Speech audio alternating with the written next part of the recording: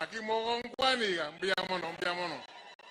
Nkonya njara more mbaboli eri modioka nikaransa. Ase bali bonsi bakoligia koraenseye moba manyete. Ondobo onyagocha aikaransa nainu buna lero ababoli amanye kibotangete. Ondo onyagocha. Wanarende mokono. Asante, Your Excellency. We have our 2 sitting members of parliament. The member of parliament for Machoge Chache, Arifa Miruka, makofi kwake. Bwana asifiwe sana. Jetini kutora mangana mange njiro mwana wa pasta, njiro mheshimiwa Alfa, mochumbo Machoge Chache. Hasala nation. Tari bwali. Tati boli. Kuna motakara taiga. Motakara taiga. Nge raisi no tarehe 9 mwezi wa 8. Nge raisi yao. Mumati mali yatae. Dato kwa nanga Ruto amakoro. 1 2 3. Bema sana. One major reason why I like this man. This is a man who understands our problems. Na amanyetenga ngo turu toleska. Amane ko sobolimu. Na amanyetenga boda neta sako. That is the reason why is here seated listening to your concerns.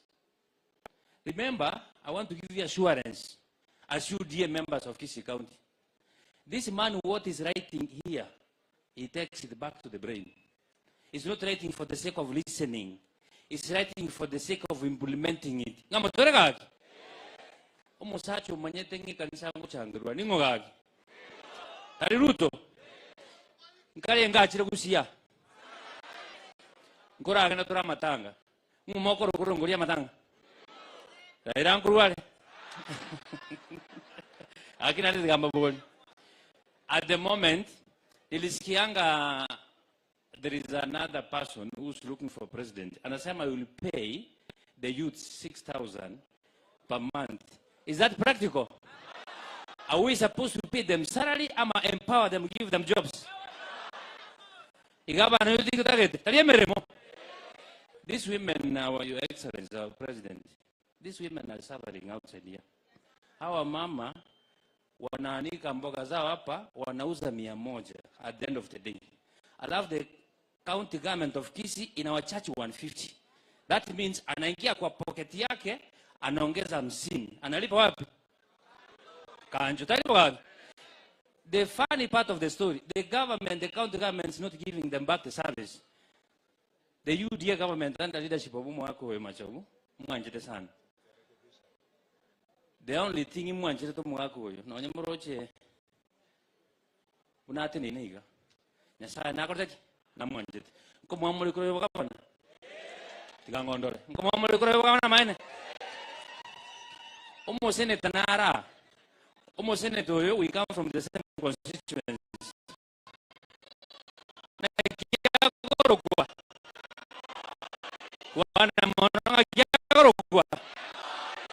Nara Sagero, that como soy en Chiraget. Sagero, Natama, I think Aniga secret to it, no more deputy secret. He has never been the part and the passer of this county government. A man was a senator for Kisii County. Mamore Kura. Usemoko Manga, the Gangon, Mamore Kura. Let's go back to our communities. Politics campaigning is about numbers. We are here around 2,500. If you are able to make 100 people from top to the bottom, President, David Raisa, Moko Mwades, Namonencho, the Bangaruto Tano Tena. Asante sana mtoto ya pasta. Sasa egesora. He kept the fire burning ya UDA. Makofi ya soro. Haya. Biamono sana. Kiango tora kuana ni gandore kwa semo ndoche kabisa. Bwana Yesu asifiwe. Your Excellency, utaniruhusu kwanza niongee kwa ile lugha yenye watu wanaelewa. Alafu nitarudi Kiswahili kidogo. Mbuyamore mwenzi. Ngora bataibo iraba sacha mbabe bako boli chukura. Tiniko batairio kalioka. oyo mono muroje oyo no manyama tikaranzega muroje bare ekene kosobo ribo boro ya mondo chakurwa oyo remo ino gakurwa ona sabanta ubabere olio nekerago chagwe tarikero konjuka gochimo ino iga liyo aenda etota emukuru 2017 mugakori ndi atire gusi agocha gusiriria ngakia matangari ocho imukio umuchuki igoro muno musire iga sesa ndukiga oma akogendo ikaranza erekene osobulimo omongwano yo rerege ntacha gokoraga na mangana yokobanga igoro ya economy yaitu amangana yokobanga na ki echaye yaitu kera tukura siringi 10 toko ni siringi 10 gosi 15 na kisoba ari na boikoyo bakogora chikiro chinyinge ekina kitwacha gukwana etwa barangirikero umuntu representative kurukira asekerase nane tuli baliri muna mochirega mwensi ipi na motebinga nambe advance gukwana nenkake abantu gamba ichire egaka musurukanye gaka isaine egara abantu baito bajwe ko byabose ekene gosoborimo igomate yage saka musuri kabiyoge takachieto lakini gakire ne mo muriero mugako gakiro chandege nkomo amore chikura omongwana omanyala akeba sacha bali bamubatete inche ngwekana senera lyuka bamubatete no bisiyaye chibesa chie serikali budget yekera gwikana sabunge bamorusirio agotumia chibesa chiyaye kabisa yani gari acha abantu abonse bachaga rero ebinte byose kwalirega besa teyo ya serikali ekuruno wanyelesu muni batemere ko mubiga yigenchira gete lakini omongwana onige bangete etabugeri entangani akebanga akamusuruka kaisana ngwancha muri musongeye na gusiya itotomokonye ngwancha muri bono iga Kisii county aiga boneke tole 36% ase support mongwano omonto liore koroche etomobwete isatu bono iga entare tomobwete ikamusini atikare 25 nsari ekera tanya gocha sito gato lakini kakia bagusi ngiye ko era twanje kuchimata ali aso monto lyo talikende ba meto aki tukula otero esa tarikoru egento yaka ukora nemekano kagocha gatako kwa kende agocha tere no bochuti ngiyo ko mobwateria iba ko bwate bito bire kabisa kabisa ba meto ngwancha moleto wa William Ruto chikura aki ngoro kiaro kabisa nga William Ruto ndaro kabisa Haya, Your Excellency, sikuwa naongea maneno mingi, nilikuwa naambia Yesu anakuja waokoke very soon. But sasa nizungumze kitu moja kwa lugha ya Kiswahili kwa sababu sasa hiyo ni point ya maneno ya kuelekea kule. Tuliona juzi wakianza kusema na kuataki His Excellency Deputy President na wakianza kusema ya kwamba alikosa heshima. Sisi tunataka kusema ya kwamba Wakenya si wajinga. 2017 after election, mimi nikiwa kijana mdogo nilienda bungeni. Nilienda State House. Mara ya kwanza yangu kukanyaga State House, Mheshimiwa Rais alisimama akashika microphone akatugombanisha kama watoto. The second day yetu kuingia bunge. Bahati mbaya ama mzuri vile Mungu anakuanga halali, election yake ikakuwa nullified. Akaanza kutuita, akaanza kutubembeleza turudi. It has never been easy since 2017 for His Excellency Deputy President na sisi watu ambao tunamsupport. Mimi ambaye nimesimama hapa, I don't sit in any committee in the National Assembly. Nilitolewa kwa sababu ya picha ya kwanza ya kupigwa na William Ruto. I don't sit. Wengine wanaketi kwa committees. Mimi sina hata moja. Nikakuwa na kesi kama 4. Na marafiki wa Deputy President kule bunge wata kumuuliza swali. Ile maneno ya watu ya kusema ya kwamba His Excellency ali abscond duty. The constitution is very clear. He can only support, he complements the work of His Excellency the President and he does what is given. Unalaumu mtu ambaye hujapea kazi hata siku moja. Ukaenda ukapeana kazi kwa waziri fulani mmoja. Ukaacha Deputy President ambaye alikutafutia kura. Hata Yesu bwana atakulani bwana. Na hii wakati hata wacha niwaambie, wakati huu tarehe 9 mwezi wa 8, nyinyi watu ambao mnafikiria you own Kenya, you need to know Yesu ni Bwana, shetani ni kumbavu. Wakati huu mnajua hiyo maneno. Kwa sababu hii maneno mnalazimisha, mnasema kwamba ameabscond duty na nyinyi ndio mmemwonyesha madharau Function zake mnakumbuka machifu wakaambiwa wasikuje, kila kitu hata kufungua kila mahali mnakataa, project ambazo zenye alikuwa ameanza mkasimamisha, and then you keep blaming yeye kila mahali ya kwamba aliabscond duty. Wakenya si wajinga, wanajua kwamba wewe Uhuru ulitapeli deputy president, na sasa umetapeli Kalonzo. Sasa hivi ulimdanganya unampea deputy president wa Raila. Sasa umemweka kwa ile kona analia. Ulitapeli Peter Kenneth, ulitapeli kila mtu. Ulikuwa unataka kutapeli Mudavadi, Musalia Mudavadi, lakini ukasahau ya kwamba Musalia Mudavadi ni mwerevu sana, hangekubali hiyo maneno. Ulitaka kutapeli Papa wa Roma Wetangula, akakataa. Sasa wewe umetapeli kila mtu, imebaki miezi 3 tu. Unaenda nyumbani kwa heshima. Sisi tunakuheshimu, lakini hatukuogopi. Heshimu deputy president of the Republic of Kenya. Na liwalo wa Kenya wameamua rais wa 5, sindio? Rais wa 5 anaitwa William Samoei Ruto. Anaitwa namna gani? Na muache kusumbuka na maneno ya ranimate yetu. Sisi tumejipanga. We don't need interviews. We don't need committees. We don't need a committee of experts. Sisi tushajipanga. Tuko na deputy president. Hatutaki maneno ya positions. Hiyo sio vitu vinatusumbua. Tuna discuss maneno ya economy ya wananchi vile tumekuja. Wangapi wanasema ni William Ruto ndio kwa ishara ya mkono? Ya mwisho ninawaomba kwa heshima kubwa. Huyu mzee Machogu, omugako yake na kama tabiacha se timu ya ito, bono maito ushuru na ushuru. Nyasaya akamukura akamwekegwa. Bono momorochiga. Kenya Kwanza toturimbo kogocha anse Kenya Kwanza togaenda gochimoinoga. Nje nkorwana nomugako yondo chingara abera isi kwa kanse ndamu wake 2027. Bono ere byago zero bobe. Kaki ngwacha moroto mwako yekura.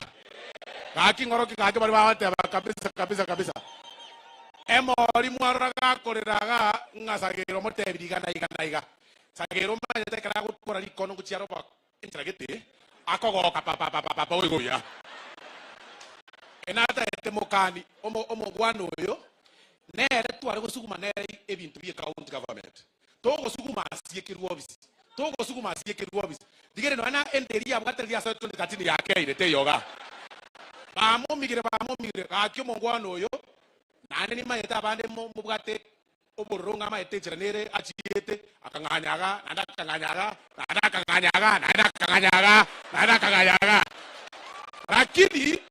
lakini diamba tebi ko migune serikali edia ekera aberete na intuiga bagacha bakamumiga bakamubwata n'icyo mu wakili yo yenje ngo mumuchira court bakamumiga akambori na kingokora agatosabari baga tukamotebegenda bwe bisega ali maega numwa amanyete etu amatebegenda bwe bise maega aria kego ikenga kichu amatuka 5 tukoirani akagenda kebisa aria ekine ke kararusi ku koti mbati yetiko keira liliatikara matuka 5 tukamoteyibono ninchwe tukamoekero gekega aria Igobono around ye yero eri ende nero tama ite nkianganyerete yero ni twa motete ga kimwabere ga yero twa motete eri chetimanyiti yero ni twa motete mwamwabeire ngoro kibari mwamwabeire ga kitafadhali mbuya mono sana na ni moto ababunge ba Kenya Kwanza moto ababunge krase omumuro kilifu mbeta ga kinitana na moreta siasa monkonyere tafadhali na yabata maitiko kwana omutukore igara kiri moire ngora abantari na omuri no anori onde mwachorete mutore injira geteiga na omuri bono choro ne mu bwato onde taiyo omuindi yere ngomokonya muri abanyari bari ngokonya muri omuindi naendo omuindi naye abantanko go bare gintu kyumugambi oyo naye karakari oruwe kiaga abantamba maite ngaine goli yokone gusebora babintu wage omo macho oyo ngomoira rimore alifango moyura ni mole akingoro kibali mokwere mwana bomorandi gake mabono twayirire aya omuntu ebugende nene momorocho mwisio no mokeke kolikiane mororende nere momokonye alafu na Jafet nyakundi gakiboge tutu gakito ruseri betusera aria toruseri echate momoroche echate nere momoe ekio moerio obo women rep wa Kisii county abangina abonse batenendere ga nabaya lakini ngomotagete Kaki nko basaba omongero na kwiri no mugakoye. Bakamoriti besa chiri ya pension bakamoura chikura. Kaki tafadhali mongero chikura mwanjiranire. Kaki tafadhali na hererwa omuntu oli omukore nyasaye namuragereri akanyomba bakomukungu oli onde obuoro tigarete kaki. Kaki nkonyero oyo kaki tafadhali. Kaki nkonyero. Mbuyamono sana saba zeri mbuyamono sana. Your Excellency, Chigocha Gasora. Where Gasora? Gaki mwanchira abantu ba South Mugirango ngamba totongiri so bachore Gasoreke. Mwanchira batotore Gasora. Mwanchira bana tosoro. Kebaona ngokore miaka 10 ngoko yandekero karibu. Gaki kwa heshima kubwa tuko na mapasta, tuko na Father Daniel Mose, askofu yetu Mairura iko na sisi na fathers. Kwa niaba ya wote wapi mapasta? Mapasta wasimame tu. Pahali mko mapasta wasimame. Father anasema chamba peke yake kwa niaba ya wote. God is good and all the time. Basi sisi kama kanisa tunaendelea kuombea ili tufate kiongozi ambaye ni mzuri. Tunaendelea kuunganisha wananchi wote na Wakristo katika hali ya kusali. Kwa hivyo tuko pamoja katika mambo ambayo yanatendeka mazuri, na tutaendelea kuombea ili uchaguzi ufanyike kwa haki na mambo mazuri yatendeke. Kila mmoja aridhike na mambo ya Mwenyezi Mungu. Yeye mwenyewe anajua kiongozi nani. Kwa hivyo tumekuja hapa ili tuendelee kwa support katika maombi yetu, na tutazidi kila wakati na katika mikutano yetu tutazidi kuombea. Mungu abariki sana. Asante Father, asante kwa heshima kubwa. Sasa imefika wakati wa Senator Emori. Tigari rumunego tachateri utachawia. Emori.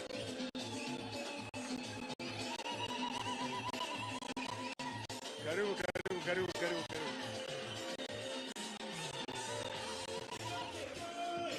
Kyo. Kama hivyo. Asanteni sana. Your Excellency, the Deputy President of the Republic of Kenya and the 5th President, my brothers Musalia and Weta, my incoming governor and my friend, ndugu yangu Machogu, wachumba ambao wako hapa wote, marafiki, amchambo tena. Today, Your Excellency, a very special day kwa sababu leo kusema kweli ndio siasa ya Kenya Kwanza imeanza hapa Kisii. Your Excellency, all the candidates from all the 9 constituencies and the 45 wards are here today. Na sisi tumeamua kutembea pamoja kuanzia wa governor candidate mpaka tumalizia MCAs. Tumekubaliana tutasaidiana. We have only one request to make to you. Iko wale wengine ambao walishindwa kidogo wakarudi. We are going to bring them together. Alafu tukuje tukae na wewe.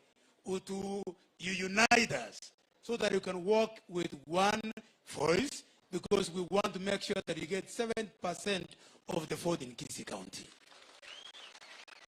Your Excellency, our watu ambao wako hapa ni zaidi ya 2,500. Na ni watu ya UDA. Hawa watu kila mtu akileta watu 100, that will be 250,000 voters for you. Ndio sababu mimi nakuambia niko na hakika wakati huu. Last time you got 46%. This time round we're aiming at 70%. Na tuko pamoja. Kitu moja tu nimalizie kwa sababu mimi sipendi kuongea maneno mingi. Najua Sagira ameongea hapa. Lakini osora asante and my MP for clarifying. Your Excellency, hii kiti ya deputy governor is elected over deputy president. Unasumbuliwa, unaharakishwa, unakosewa, lakini you hang in there. Your Excellency, me and you know that tumetembea na wewe for a very long time. Actually, I'm the pioneer of the Tangatanga movement in Kisii County. Because of that, nimesumbuliwa, wakati ingine Your Excellency, nimekuja tu kukaribisha toka kwa ndege, wakanishika, wakanipeleka kwa UGIS, kwa jela. Siku ingine Your Excellency nilikuwa kwa nyumba nimelala saa 10 ya usiku, wamekuja kuchukua magari yangu kwa sababu I was opposing BBI. Sasa surely when did I get a chance to sit down and commission even an inquiry or even a consultant on the Nyangweta sugar factory? Sincerely, I had nothing to do with it. I've never had anything to do with it. And this is why, partly, why I'm running for the position of senator, because I want to make sure that in the Senate, I'll offer proper oversight to the governor so that they don't mistreat their deputies. I am going to make sure that my friend Governor Machogu does not mistreat my other friend, Deputy Governor Migosi. Because you are lucky that I'll be the senator, I will protect you. Huyu mwingine turipea kazi, huyu senator mwingine ongeli turipea kazi alienda kara. It was his duty to make sure that when we have issues, conflicts, he should have oversighted. Lakini hayo yamepita, sasa tuko pamoja, and this is why I'm not on the other side. Mimi niko hapa. Your Excellency, nataka uniruhusu niseme kitu ya mwisho. Hapa Nyaribali tulikuwa na tabu kidogo kwa sababu huyu rafiki yangu Muhindi alikuwa analeta sumbuke kidogo, lakini sasa nataka kuja hapa ape Machogu mkono. Kutoka leo hakuna tena hii maneno mengine. Pea Machogu mkono. Thank you. Thank you. Asante sana. Kutoka leo, so we'll never have another challenge. Asanteni sana. Na mimi bantu ba mintombi yamregaki. Wana gaki ngo sabe kuro yobo seneta gaki moko ngake. Uno montolio ndanchanda gaki moko ndusibo soko. Gaki nyana kwa moja ko ngake gaki. Bia mono sana. Mwako Machogu the few months to akorre gasinere ateru we have realized that we understand each other very well. I think tutafanya kazi pamoja, and all our members of parliament. Balenga moja wakira gakio mugaka Machogu governor. Ikura. Biamono sana. Balenga moja wakira the fifth, my friend William Samoei Ruto. Nyorokie. Asanteni sana na Mungu awabariki. Ngina bitutu. Biamono sana. Time na ayen juda ta juda. Time yeto na botoreiga. Na botoreiga ronga kurwa. Grow up. Time yetu na botoleiga na ande osoro. Wono omoneno itonko moale certificate yae officially yabe candidate yobu governor Kisii County. Your Excellency, tunashukuru kabisa. Asanteni kabisa. Yes.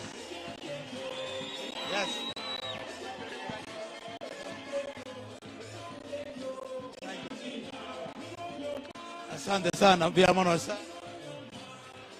Taisa inie. Biamono sana, thank you my brother. Your Excellency, kwa niaba ya hawa wote ambaye wako hapa, sisi wana ambaye tumesimama gaki mwatuancheire nga gusiengi William Samoei Ruto. Mwatuancheire tuite kabisa bintu bilitwensi tuate ababikorwe. Mwatuanche. Your Excellency, fira walisema hata asoras wanataka kupanda ndege.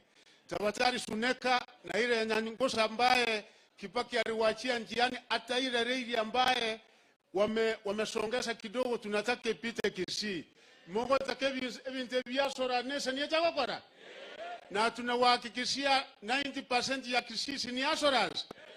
Watu wetu watafaidika na William Samoei Ruto. Watu wetu watafaidika na hii timu wachapakazi. Kakinya sabaseni. Sasa nataka kuarika rafiki yangu, ndugu wangu wa miaka mingi ambaye naheshimu sana, tumefanya kazi pamoja, Senator Moses Wetangula. Makofi.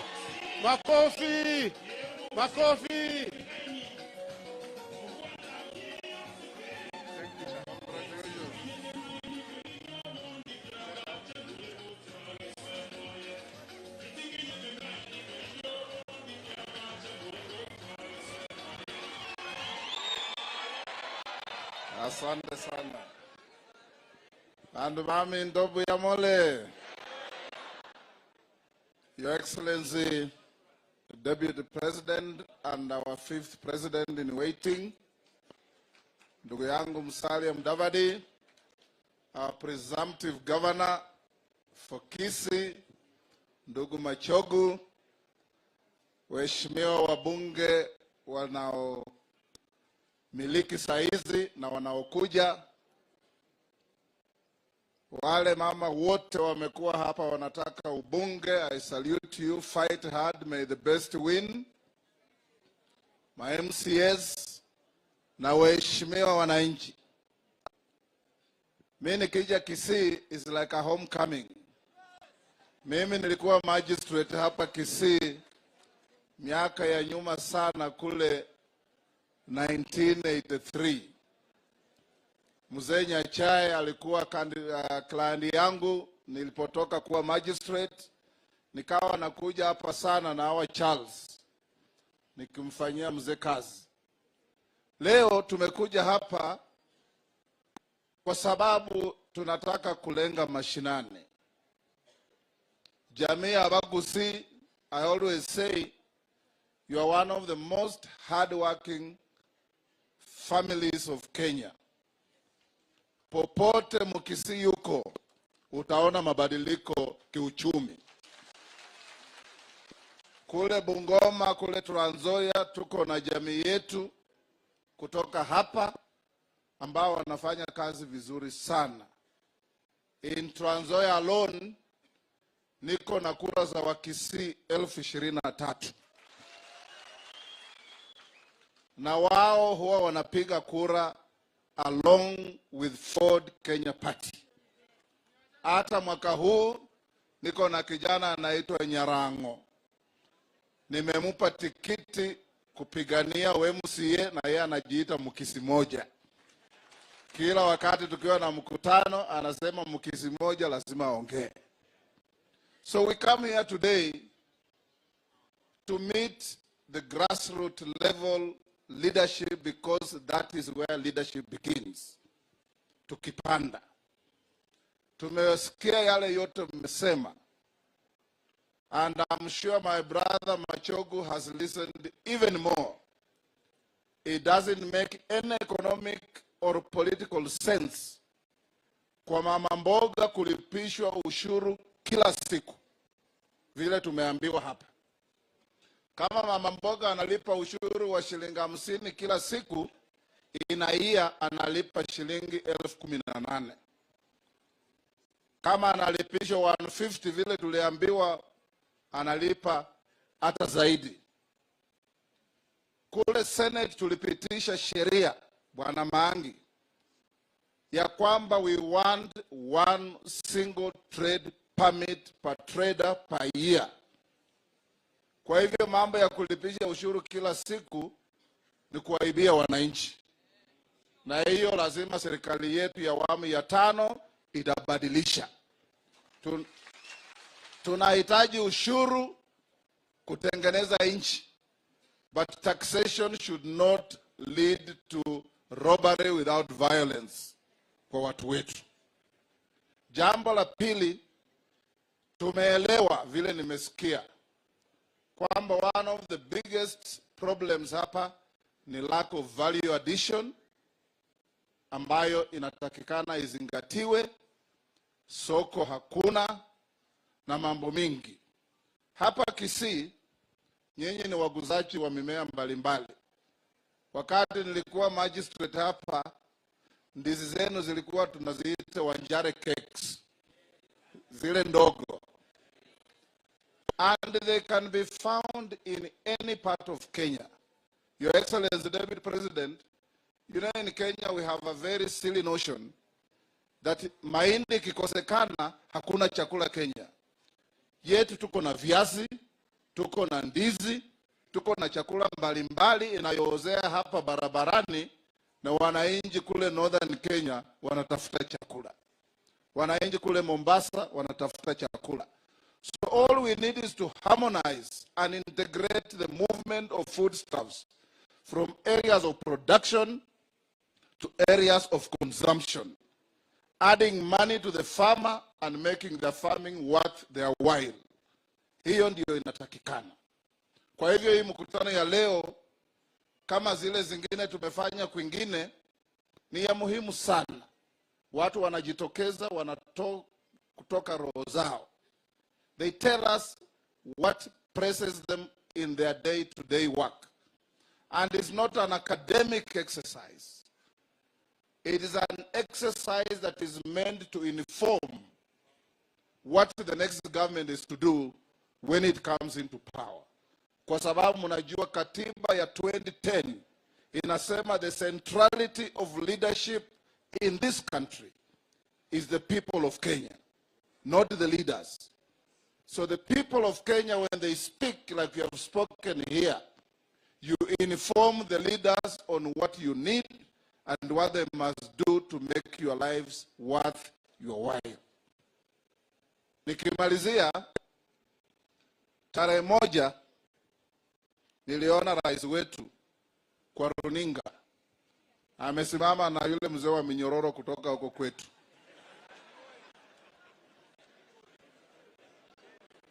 And I saw the president visibly angry and chiding his deputy. I want to advise you, our president, we have given you the instruments of power, including the coveted position of the commander of the armed forces of Kenya.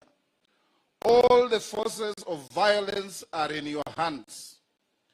It therefore bestows upon you not to have any opportunity to be angry with any Kenyan because you can easily abuse your power. You can easily abuse your power. We did not elect you to be angry on TVs. We elected you to make sure there are no fuel queues in Kenya. We elected you to make sure we have affordable food.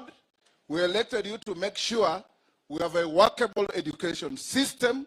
We elected you to make sure we have Kenya where everybody and everyone is peaceful with adequate security. Above all, we elected you to show dignity and respect to anybody and everybody within your jurisdiction.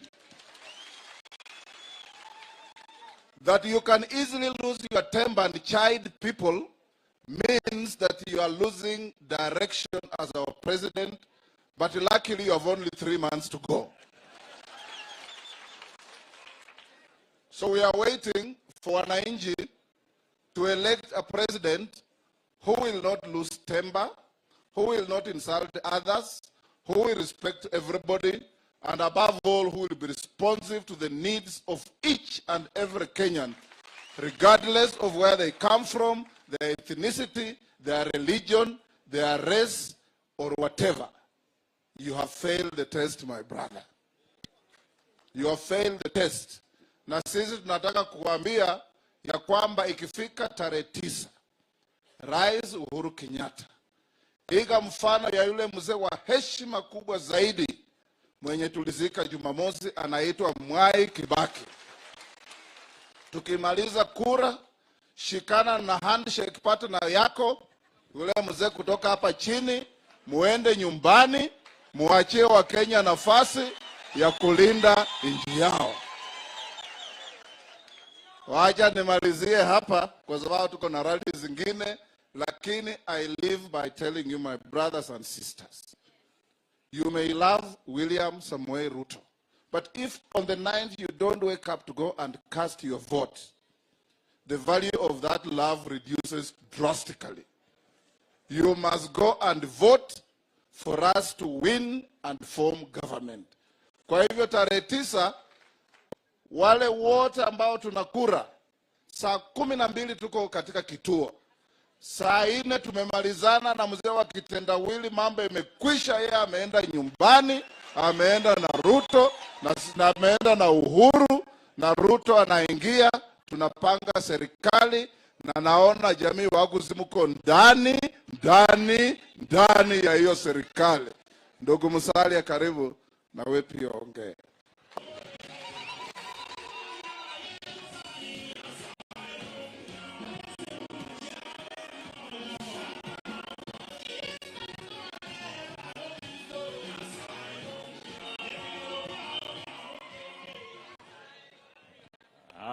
Abagusi, mirembe mno. Muribaramu. Si mimi ni Kisii wa kule kwingine. Haya, ndugu Deputy President, Mheshimiwa William Samoei Ruto, ndugu Weta, Governor mtarajiwa Machogu, Deputy wake, wajumbe na viongozi na delegates wote ambao wamefika hapa Kisii. Hamjambo. Mimi ndio ma-DVD Alliance Earthquake. Na nimekuja hapa tuungane na ndugu yetu na nyinyi wa Kisii, ndugu yetu William Samoei Ruto na nyinyi wa Kisii, ili tuzungumzie yale ambayo tunataka tuangazie ili tubadilishe maisha ya Wakenya kwa njia inayofaa. Kwa hivyo mimi nimekaa hapa kwa utulivu, tumesikiza maoni yenu, na mimi nitaguzia tu labda mambo mawili matatu, alafu niwachie Deputy President nafasi ili afafanue zaidi yale angependa kufafanua siku ya leo. Na tena tunatambua mvua hapa Kisii. Mumebarikiwa. Kwa sababu hata kule kwetu, mimi waambia watu kwamba ikiwa tunataka tuwe sawa, tuna mchanga kama ya Kisii, tuna mvua kama ya Kisii, lakini Kisii kwa majani chai wana factories 8. Ni 8? Ama ni ngapi? 8.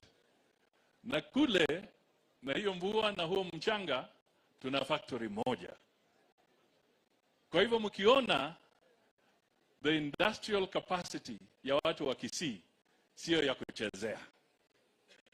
Kwa hivyo I use you as an example to encourage the people on the other side. Sasa sisi tuko hapa kwa sababu tunataka tubadilishe uchumi.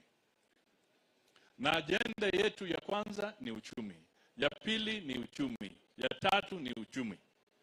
Tumeshikana chama cha UDA, Ford Kenya, ANC, DP na vyama vingine ambavyo vimeingia kwa mrengo wa Kenya Kwanza, kwa sababu tumeangalia na tumeona kwamba uzito ulioko sasa ni uzito wa kuhakikisha kwamba mwananchi anapata pesa ya kutosha kuweka mfukoni kulingana na jasho yake. That is what we want to achieve. Kwa hivyo tunataka ushindi ambao tutapata tarehe 9 mwezi wa 8. Uwe ushindi ambao utahakikisha kwamba tunashinda kwa raundi ya kwanza. Hatutaki raundi ya pili. Hatutaki raundi ya 3. Na hatutaki tupeane nafasi kwa yule jamaa wa kitandawili. Sisi wote, ANC na wengine, we looked at it and we said the challenge of Kenya is bigger than we had imagined. Mimi nikarudi nyuma, Weta karudi nyuma, tumesema let us not gamble with the lives of Kenyans. Tuungane, we support William Samoei Ruto, we finish this thing without any other problems. Na ndio kwa sababu tuko hapa. Na sisi tumeona Rais Uhuru vile Weta amesema. Rais Uhuru ni maajabu kweli. Umekuwa na miaka 10 ukiwa pale. Alafu umebakisha just about 100 days. Unaanza kulalamika kwamba haujatekeleza wajibu wako kwa sababu Deputy President wako hakuwa akikusaidia.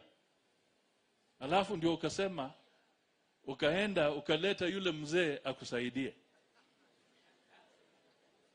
My friend, ulipoleta mzee alikusaidia kuongeza bei ya petroli.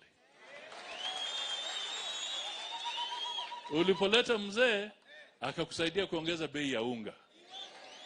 Ulipoleta mzee akakusaidia kukopa madeni zaidi.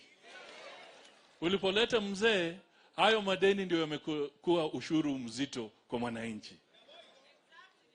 Na huyu mzee naye amesema akipata atafata nyayo zako.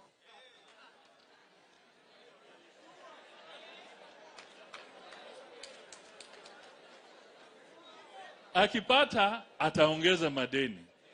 Akipata ataongeza bei ya petroli. Akipata ataongeza bei ya unga. Akipata ataongeza bei ya chakula. Sasa amesema atafata nyayo zako. My friend, wacha kulalamika. Ruto hakuwa hapo. Wewe haujaitisha cabinet meetings. Umekuwa na mikutano ya BBI nyingi kushinda cabinet meetings. Umekuwa na mikutano ya Azimio Coalition nyingi kushinda cabinet meetings. And the decision making body in government is cabinet. Sio coalition ya Azimio na sio BBI. So if you have failed to deliver, do not pass the buck.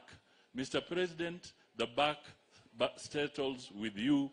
It stops with you. Mr. President, stop kicking the can down the road. Ameweka mkebe pale, anapiga tu ikielekea. Teke. Wacha hii maneno. Sisi tunasema tunataka uchumi ubadilike. And we cannot afford to gamble anymore.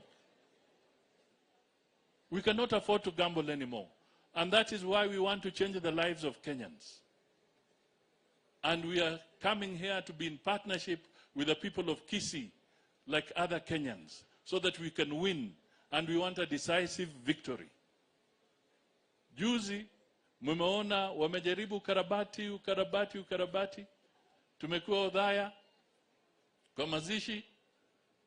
Sasa wewe niambie, kwa mazishi makubwa kama yale, sasa UDA ama Ruto ama Kenya Kwanza ilipata nafasi gani ya kumobilize? Sasa watu wakishangilia wanasema wamenunuliwa.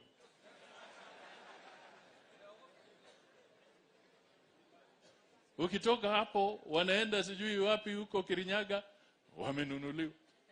Hata jana mliona Kiambu watu wamenunuliwa. Jameni. Na Kisii watasema mmenunuliwa.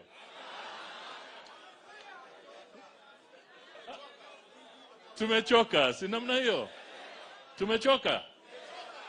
Nikimalizia, kabla sijaita Deputy President, nataka ni mshukuru sana huyu kijana Matoke. This is a good young man.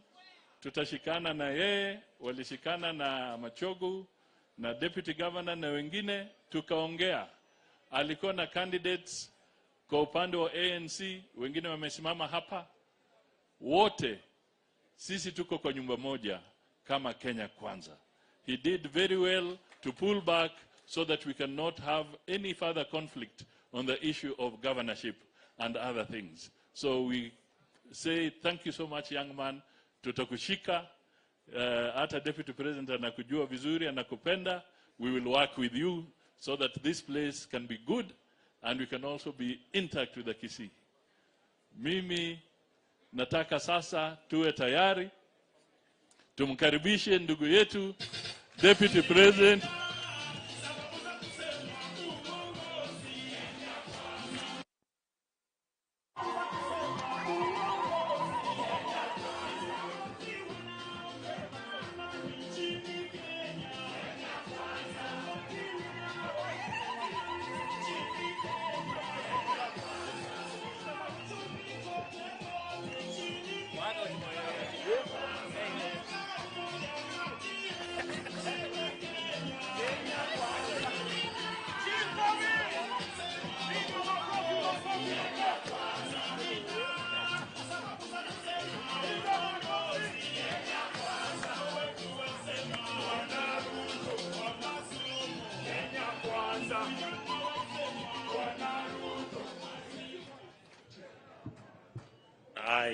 Asanteni sana. Asanteni sana. Mheshimiwa Musalia Mudavadi, Mheshimiwa Moses Wetangula, gavana wetu mtarajiwa wa hapa Kisii, ndugu yetu Maangi ambaye ni seneta mtarajiwa, wabunge, waheshimiwa MCAs sitting na standing, wananchi wote wa hapa Kisii, abantu bami into mboyamore naende Nyasaye no muya chinga kichionzi. Bwana Yesu asifiwe. Simunisalimie hivi hewani ndugu zangu watu wa Kisii. Kwanza mimi nataka nimshukuru Mungu kwa sababu tumepata nafasi ya kufika hapa kaunti ya Kisii siku ya leo. Nataka niwashukuru viongozi wote wakiongozwa na gavana wetu mtarajiwa kwa sababu ya kupanga gongamano hii ya viongozi na stakeholders wa mambo ya uchumi hapa Kisii County. Vile mumeelezwa hapo mbeleni, safari hii ilianza hapo nyuma wakati tulikubaliana ya kwamba changamoto kubwa ya Kenya sio mambo ya viongozi, ni mambo ya wananchi. Changamoto kubwa ya Kenya sio nafasi ama nyadhifa ya uongozi ya viongozi, ni nafasi ya ajira ya Wakenya wa kawaida. Tukakubaliana ya kwamba ile inatakikana tubadilishe sio katiba, ni kubadilisha uchumi wa taifa letu la Kenya. Na ndio sababu tukasema, in our great country, at this point in our history, we need to have a different conversation. A conversation not about leaders, but about the people. A conversation not about positions, but a conversation about jobs. A conversation not about changing the constitution, but a conversation about changing the economic model of our country. And that is why we are in Kisii today, to have a conversation about the economy of Kisii County and the priorities of the people of Kisii County that they propose for the bottom-up economic model that by God willing we will be implementing in the next 3 months. Mimi nawashukuru sana kwamba tumeketi hapa leo na tumewasikiza kwa makini, na sio mara ya kwanza. Tulianza karibu mwaka moja iliyopita hapa Kisii, kukawa na mkutano wa kuzungumzia priorities ya uchumi wa Kisii County. Baadaye tukawa na mkutano mwingine kule Naivasha ambayo viongozi na stakeholders wa kutoka hapa Kisii tulikutana na wao. Leo tumekuja hapa tena kufanya ile inaitwa validation. Tuwasikize tena kwa makini ili yale yote ambayo tumeyanakili kama priorities ya watu wa Kisii kwa mambo ya kilimo, kwa mambo ya biashara, kwa mambo ya uchumi, ni mambo ambayo tayari tumeyanakili, and we wanted to be sure that those priorities are truly the priorities of the people of this great county of Kisii. Mimi nataka niwahakikishie ya kwamba sisi kuja hapa na kuchukua muda wetu kuwasikiza, tumefanya hivi makusudi. We are doing this deliberately because we want to change the foundation of the politics of the Republic of Kenya.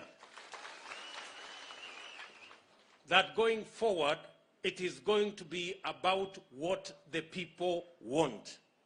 It is going to be about the priorities the ordinary people in Kisii have put forward so that government policy can be informed by the ideas and the suggestions of ordinary citizens who want their lives to change.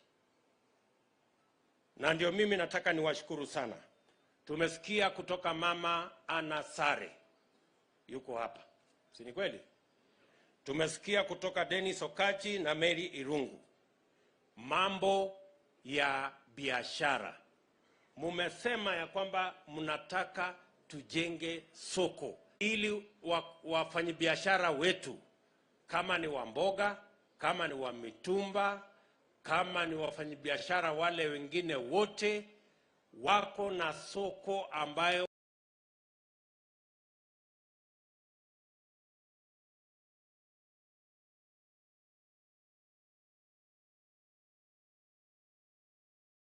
wanaweza kufanya biashara yao ndani yake, ambayo hawapigwi na jua, hawaumizwi na mvua, kuna facilities ya choo, kuna stima, na wanaenda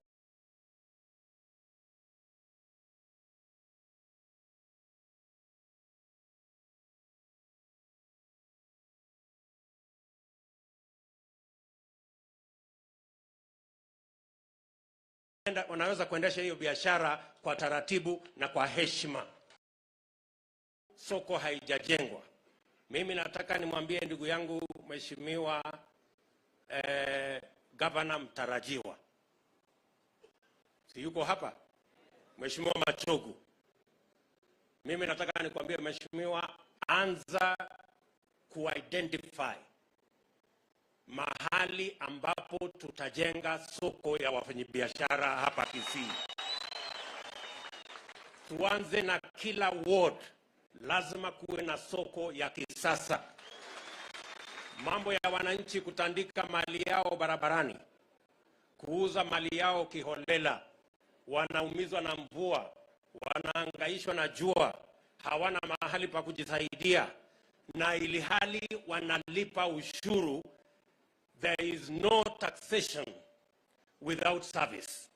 Hauwezi kulipa ushuru kama hakuna kazi hiyo ushuru imekufanyia.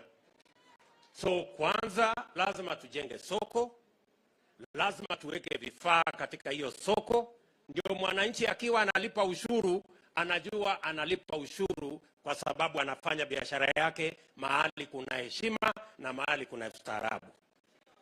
Tunakubaliana ama tukubaliana jameni?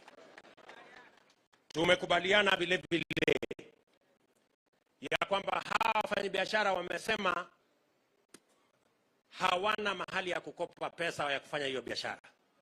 Wengi wa hawa wafanyabiashara wametuambia hapa wanalipa 20% per day.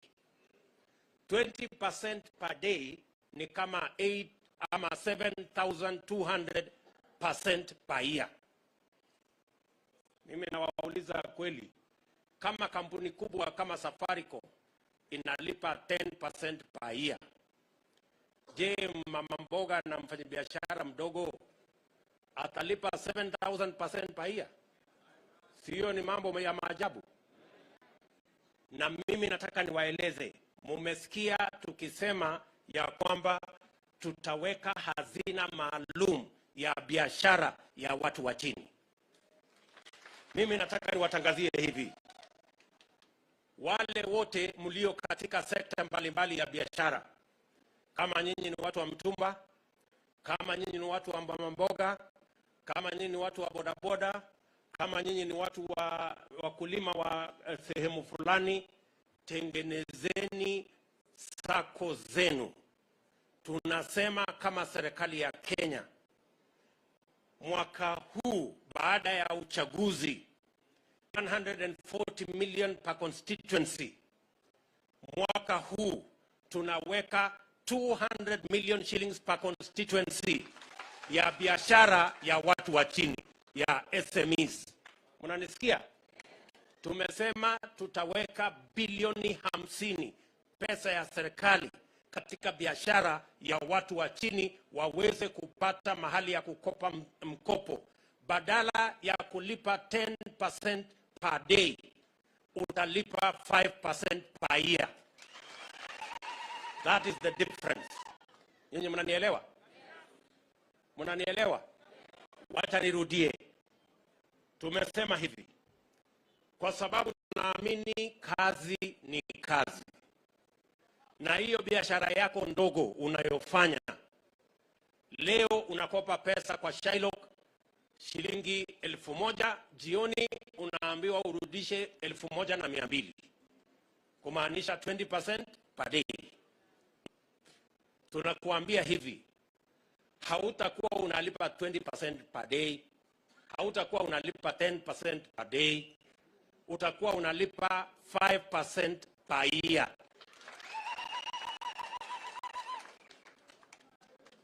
Tukifanya hivyo, nataka niwaambie why. Tukifanya hivyo, huyu mfanyabiashara wa chini, na mimi nataka mjue hivi, watu wanaofanya biashara ya chini Kenya ni watu milioni 15. 15 million Kenyans today are in the sector of micro and small enterprise.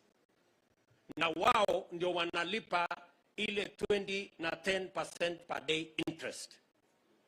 Tunawaambia ya kwamba Wakenya hawa milioni 15 ambao leo mapato yao ni kama shilingi 100 ama 200 kwa siku, tukipunguza gharama ya credit ama mkopo na tutengeneze mahali mnafanya biashara hiyo, mahali safi na mahali sawa, hiyo mapato ya shilingi 100 ama 200 kwa siku itakuwa shilingi 600 ama 700 kwa siku.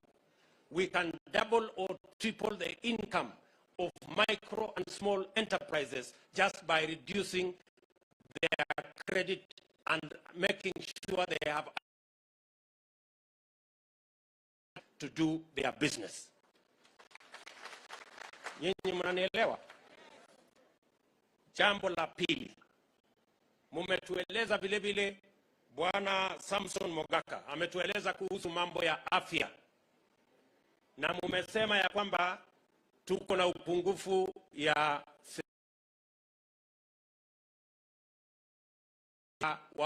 wauguzi ama wafanyikazi wa kule hospitalini, na mara nyingi hawa wafanyikazi wako katika mambo ya migomo. Kweli ama si kweli? Sisi tunakubaliana hivi.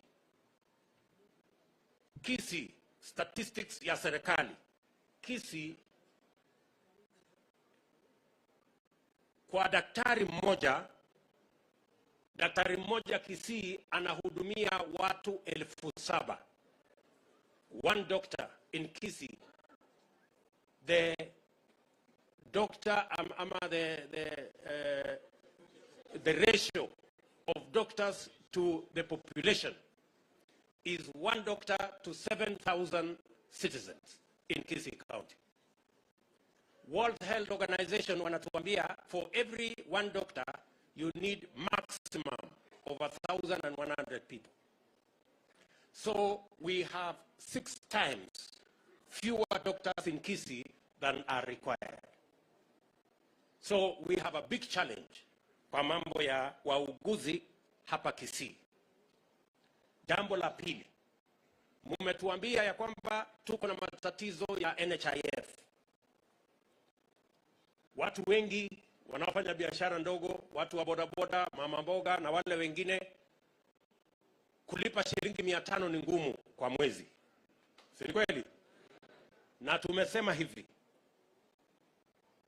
tumepitisha sheria juzi ambayo tungepitisha 2017, lakini tulikuwa busy na mambo ya BBI na ingine ndio ikachelewa. Sasa sheria itakuwa namna hii. Wale wanaopata pesa nyingi kama William Ruto, Deputy President, mtu analipwa shilingi 1,000,000. Leo mimi nalipa 1,700 kwa NHIF per month. mama mboga analipa shilingi 500. Mama mboga mwenye mapato yake ni shilingi 1500 kwa mwezi analipa shilingi 500, which is 10% ya mapato ya mama mboga. Si ni kweli? Mimi ambaye nalipa nalipwa 1 million, mimi nalipa 1700. Ukiona percentage ya mama mboga ni 10%, ya mimi ni 0.0000 mara 8, 1%. Mnaona hapo iko ubaguzi? Si iko ubaguzi ya wazi? Kama mama mboga analipa 10%, si deputy president analipa 10%? Ama namna gani? Si namna hiyo? So we are going to review the rates on NHIF so that every citizen can carry an equal paying for our health services in Kenya. Haitawezekana ya kwamba wale wako chini wanalipa percentage ya juu kuliko wale wako juu. We must equalize our percentage. Kama mama mboga analipa 10%, kila mtu alipe 10%. Kama mama mboga dishe ikuwe 2%, hiyo mmesema 250, ndio kila mtu alipe 5% ama 1% ama 2%. That is what we are going to do. Na tukifanya hivyo, tutaweka pesa ya kutosha katika sekta yetu ya afya, na kila mmoja wetu ataweza kwenda hospitalini. Na shida ambayo mmesema hapa ya kukosekana kwa wauguzi na kukosekana kwa dawa itakuwa ni shida ya jana na juzi. Tutaenda mbele kama Wakenya, because we will raise enough resources when we make our health insurance program a balanced insurance program where everybody carries an equal burden. We will raise sufficient resources to make NHIF truly universal, and every citizen can go to hospital na tibiwe na aende nyumbani. Tunakubaliana? Tunakubaliana watu wa Kisii? Jambo la 4 mmetueleza ni mambo ya kilimo. Na mmesema kwa mambo ya kilimo mnataka mambo matatu. Jambo la kwanza, mnataka productivity yenu iende juu. Mahali mnapata mazao ya chini, tuwatafutie varieties ya chai, tuwatafutie varieties ya kahawa, tuwatafutie varieties ya mimea ambayo mnakuza, hata ya ndizi, ndio muweze kuongeza mapato ya kila mkulima, kwa sababu mashamba yenu ni madogo. Mmesema ya pili, tupunguze gharama ya mbolea. Mbolea ilikuwa shilingi 2500, leo ni shilingi 6500. Mimi nasimama hapa kuambia, mimi nimewahi kuwa waziri wa kilimo. Hiyo bei ya mbolea tutarudisha kutoka 6000 itakuja 2500 vile ilikuwa pale mbeleni. Ndio tuwezeshe kila mkulima, kama ni wa chai awe na mbolea ya kutosha, chai yake iongezeke. Kama ni wa kahawa awe na mbolea ya kutosha, kahawa yake iongezeke. Kama ni ya ndizi na yale mambo mengine, kila mkulima aweze kuongeza mapato, kwa sababu mkulima akiongeza mapato atapata pesa zaidi mfukoni mwake. Tunakubaliana? Tumekubaliana tena kwamba mambo ya kilimo tunahitaji mambo inaitwa value addition. Hatutaki kuuza chai yetu kwa soko auction. Yule mzee alisema hapa, bwana, nafikiri alikuwa muungwana anaitwa Magoma, na mwingine anaitwa Evans, na mwingine anaitwa Raphael. Walituambia kwamba hawataki chai uzwe kwa soko pale kwa auction. Wanataka tufanye value addition, turudishe keteba, turudishe wale ambao wanaongeza dhamana, na tuwe na chai ya Kenya inayouzwa kama chai ya Kisii ama chai ya Kenya, ili kila mkulima apate haki yake kwa mazao ambayo anapata. Kahawa, tuwe na value addition ya kahawa. Na mmesema ya kwamba machinery mnayotumia kwa sekta ya kahawa ni ya zamani, tuwaletee machinery mpya, ndio tuhakikisha kwamba mambo yenu yanaendelea sawa sawa. Tumekubaliana hivyo? Nimeona nitaje haya mambo machache ili tukubaliane na nyinyi. Kijana mmoja hapa alituambia ya kwamba tuko na vijana wengi. Ni kweli pale mbeleni hatukukuwa na vile tunaweza kuimprove skills ya hawa vijana, lakini the last 9 years hapa Kisii mulikuwa na colleges 2 peke yake. Mulikuwa na Gusii Technical Training College na Keroka Technical Training College. Sinema hiyo.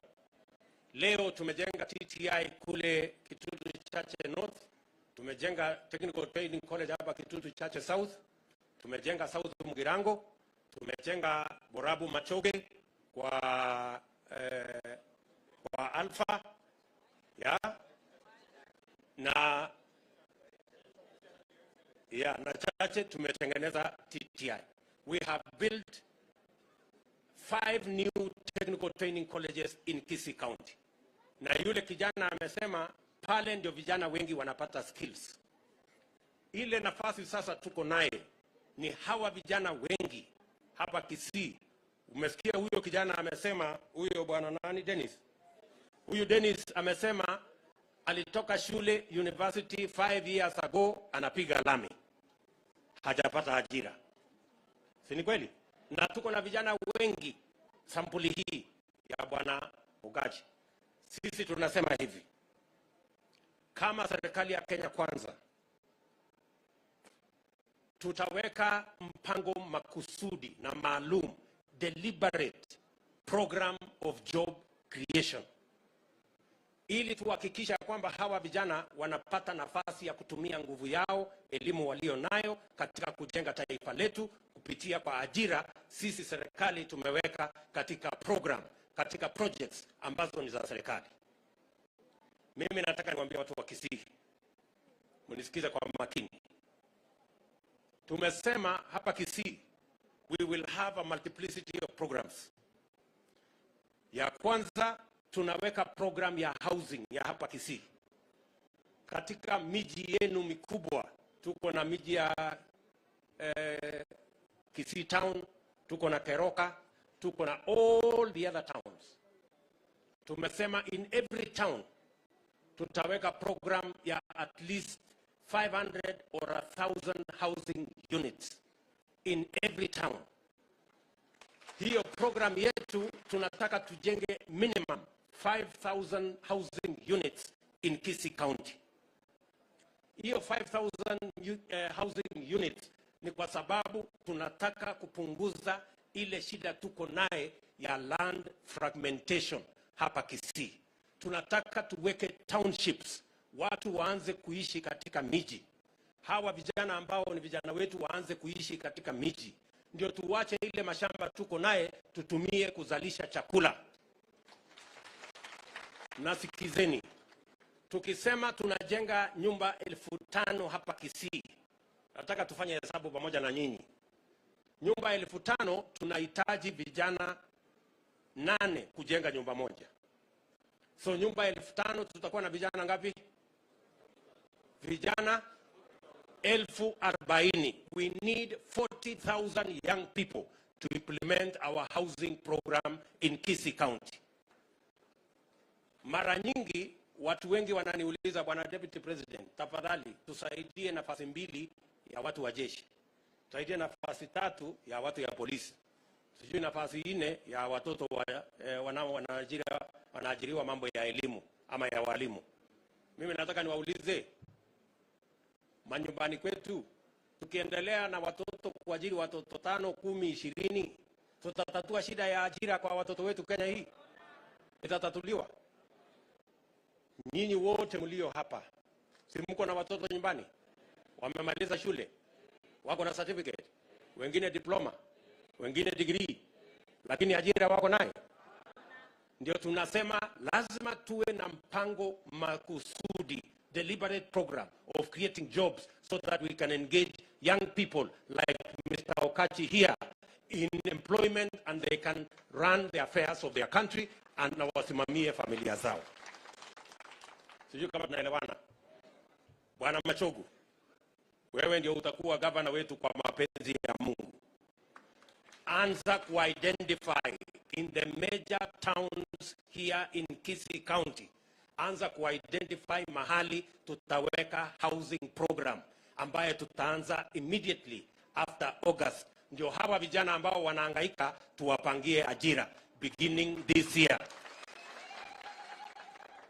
Ninyi mnanielewa? Mimi najua mnashangaa kama hii maneno ni ya ukweli ama ni maneno tunaongea. Tunaelewana? Mimi nataka niwaambie, mimi nimekuwa naibu wa rais, si namna hiyo, kwa miaka 9. Tulisema tunajenga reli, tumejenga ama tujajenga? Si tumejenga mabarabara, tumefanya hiyo kazi nyingine. Hii mimi nataka niwahakikishie, hii itafanyika mapema na asubuhi, kwa sababu we must change the fortunes of our country and change the lives of the people of Kenya. Haya ni mambo ambayo nilikuwa, so bwana Machogu, begin, anza Keroka, anza kutafuta shamba kule Ogembo, weka tafuta shamba Ogembo, tafuta shamba Suneka, tafuta Mosocho, hapa Mosocho. Tuanze kutafuta ardhi, kwa sababu tuko na mpango wa serikali. Tuko na watu ambao wako tayari kutusaidia kujenga hizo manyumba. Na hizo majumba tutaweka ile inaitwa low cost housing. Ndio tuanzishe mpango ambayo italeta ajira kwa vijana wa taifa letu la Kenya. Na tuweze kubadilisha taifa letu la Kenya. Jambo la pili, mumesema mnataka kiwanda ama mnataka industry ya mambo ya soapstone hapa chini. Ni kweli? Ndio tuweze kuanzisha mambo ya value addition. Kwa sababu we must do it as a deliberate program. Mumesema tuweke kiwanda hapa ya kahawa. Mimi nakubaliana na yule Rafael. Alisema hakuna haja ya mzungu kuja kununua hapa kahawa yetu kwa goro. Tunataka kahawa ya Kisii itoke hapa ikiwa packed, ikiwa imetengenezwa vizuri, value addition imefanywa hapa na bei inapatikana ile ya sawa sawa. Tunakubaliana? So matters to do with agro processing of all our products. Mama hapa amesema tunataka kwa ndizi yetu tutengeneze crisps ya kutoka Kisii. Si ndio? Tusiuze tu ile ndizi inauzwa huko ingine inaoza. Tunataka ndizi ikikuwa nyingi, tunapeleka kwa factory, inachongwa vizuri, tunatengeneza crisp, tunatengeneza juice, tunatengeneza yogurt ya mambo ya ndizi na mambo yale mengine, ndio tuweze kuweka pesa kwa mfuko ya wananchi. Tumesema farming must put money in the people's pockets. Lazima kilimo iweke pesa kwa mfuko ya wakulima. Watu wa Kisii tumekubaliana? Tumekubaliana? Ndio tumekuja hapa kwenu kukubaliana na nyinyi. Hapa tuko na watu wengi ambao wamenakili yale mambo tumesema hapa. Tuko na bwana Bokea hapa, mnamjua, anatoka hapa Gucha, Bobasi. Huyu jamaa ako kwa economic team yetu. Tuko na Machuka ambaye ako kwa economic team yetu, anatoka hapa Kisii. Tuko na huyu mrembo wenu, huyu Oruoba, tumemweka kwa hiyo economic team aanze kupanga na wale wengine. Na tuko na viongozi wengine wengi. Can members of our economic team stand up wale wako huku chini? Some of them, yeah. We have that gentleman, we have this lady, and we have many more people who are not here. Hiyo kikundi inaongozwa na Professor David Ndii, kwa sababu we need to change the conversation in Kenya. It must be about the economy, and it must be about putting money in people's pockets. Jameni, tumekubaliana watu wa Kisii? Tumekubaliana? Tunakubaliana ya kwamba tutatembea pamoja hii safari ya kubadilisha uchumi wa Kenya. Muko tayari? Mimi nataka nimalizie kwa kusema hivi. Mimi nataka nimalizie kwa kusema ya kwamba tumefurahi kufika hapa. Timu yetu hapa Kisii ikiongozwa na ndugu yetu Machogu, tukiwa na deputy wake bwana Migozi, tukiwa na senator wetu bwana Emori, na wale MPs na MCAs. Sisi wote ni jeshi moja ya Kenya Kwanza. Tunaelewana? Kuna tofauti ya Kenya Kwanza na Kenya baadaye, ama Kenya ngoja. Sisi tunasema Kenya, tunasema Kenya. Mimi nataka niwamalizie kwa kusema hivi. Kuna watu wengi ambao wanauliza mambo ambayo mimi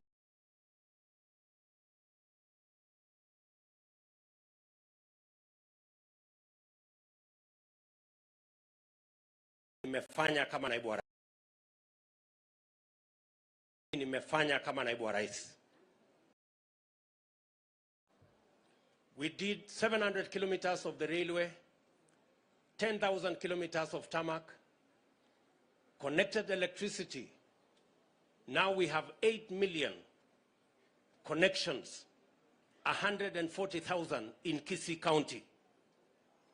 We have 10,000, actually 11,000 kilometers of tarmac, almost 400 kilometers in Kisii County. We have built 150 technical training colleges, 5 of them in Kisii County. We equipped 94 referral hospitals, including 2 in Kisii County. In our second term, where we had the handshake program, our housing program in the Big Four collapsed. Our universal health coverage in the Big Four never took off. Our manufacturing endeavor did not move. Our program on transformation of agriculture stalled. So the difference is for Kenyans to judge. My good friend, the president himself, has said that the people who have been working with him, the people who are assigned my responsibilities, the people who advised the president for the last 5 years, the president himself has told us they have failed him. Because all the programs we had set out in our Big Four plan did not take off. And I want to say that those of you who are entrusted with the responsibilities by His Excellency the President, you have let him down, you have wasted his second term, you have wasted the time of the people of Kenya, but thank God we are going to have elections in the next 3 months and we can reset the baton for our country and begin to move forward again.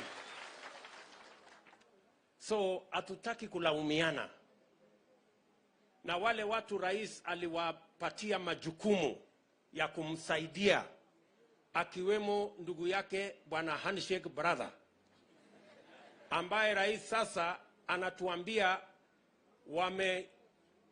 wamempotezea wakati, mambo yamekwama, mambo yameharibika.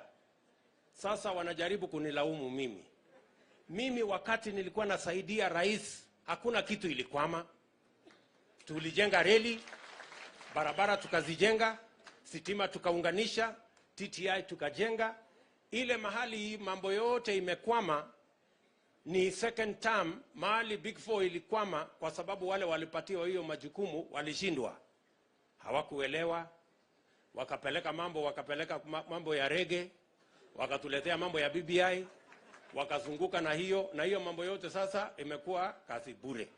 So mimi nataka niwaulize nyinyi wa Kenya, bwana kitendawili na wale ambao wamekuwa wakisaidia rais kwa hii miaka 4 ama 5, ambaye rais mwenyewe sasa anatuambia mambo yamekwama, wanaweza kweli kutusaidia ati tuende mbele na wao?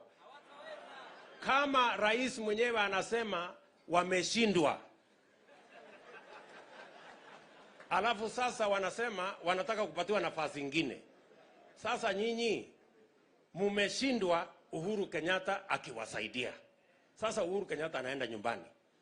Uhuru Kenyatta akienda nyumbani, hawa ambao walishindwa kumadvise president anaweza kupeleka Kenya hii mbele kweli? So my good friends, bwana kitendawili na wale wote mlikuwa mnasaidia rais, rais mwenyewe amewaambia wa Kenya mwenyewe kwamba mambo imekwama, sasa wananitafuta. Lakini mimi nataka niwaambie tukutane kwa uchaguzi. Wakenya wataamua, na kwa sababu tayari rais amesema mmeshindwa, sasa nyinyi fungeni virago, kwendeni nyumbani.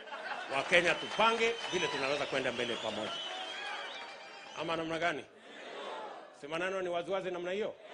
Mimi si kusema, si ndio wametuambia? Ama ni aje? So mimi nataka niwashukuru sana na niwaambie ya kwamba tutashirikiana na mambo haya yote kwa mapenzi ya Mungu. Tutaenda mbele pamoja na Kenya hii kwa mapenzi ya Mungu tutaibadilisha. Nataka niwashukuru sana kwa kutukaribisha hapa Kisii, na mimi nataka niwahakikishie ya kwamba tukiungana kwa pamoja bila ya chuki, bila ya kugawanya Wakenya, tutapeleka Kenya yetu mbele. Tupange ajira ya watoto wetu, tupange pesa kwa mfuko ya kila mkulima na mfanyabiashara, tuwe na Kenya ambayo kila Mkenya anajivunia, kwa sababu ndio Kenya tunatarajia sisi wote. Asanteni sana. Nyasaye aba